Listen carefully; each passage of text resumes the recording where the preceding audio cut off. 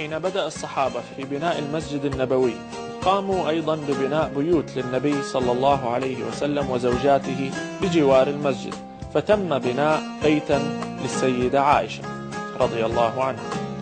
بيوت النبي صلى الله عليه وسلم بعضها من جريد مطين بالطين وسقفها من جريد، وبعضها من حجارة مرضومة بعضها فوق بعض وسقفها من جريد أيضا.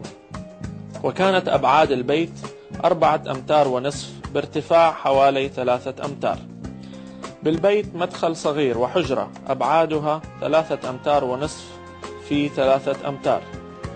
وكانت الحجرة من أكسدة الشعر مربوطة في خشب عرعر، والمسافة بين باب الحجرة وباب البيت 3.5 أمتار. ذكر البرزنجي أن بيت السيدة عائشة رضي الله عنها كان له بابان، باب غربي يفتح على المسجد من الناحية الغربية ويلاصق الباب الغربي لكل حجرة بالمسجد، وباب شرقي يفتح في الممر الذي بين الحجرات، وكان من عرعر أو ساج. يلاحظ أن الجدار الغربي للبيت هو جدار الحجرة الغربي، وباب البيت الذي هو على المسجد هو باب الحجرة الغربي. ويوجد ممر خلف الحجرات وهو الذي كان يستخدمه النبي صلى الله عليه وسلم للمرور على نسائه. ورد أن باب الحجرة عرضه يزيد عن ذراع أو ما يعادل 70 سنتيمتر، وارتفاعه 3 أذرع أي ما يعادل 1.5 متر تقريبا.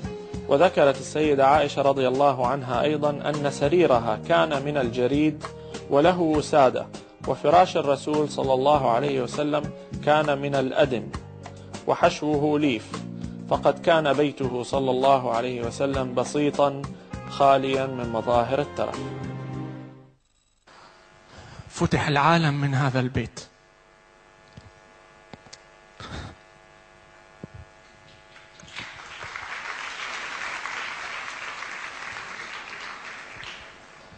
اللي هو يعتبر يعني 1 على 100 من أحجام بيوتنا.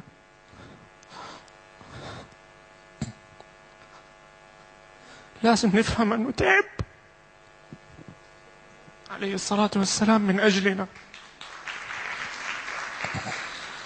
وأنه الموضوع ما كان بالسهل، وأنه كل القصص اللي مع عائشة رضي الله عنها اللي نسمعها لا تتخيلوا أنه جالس في بيت وفي حمام وفي صالون. وشفتوا الصالون عليه الصلاة والسلام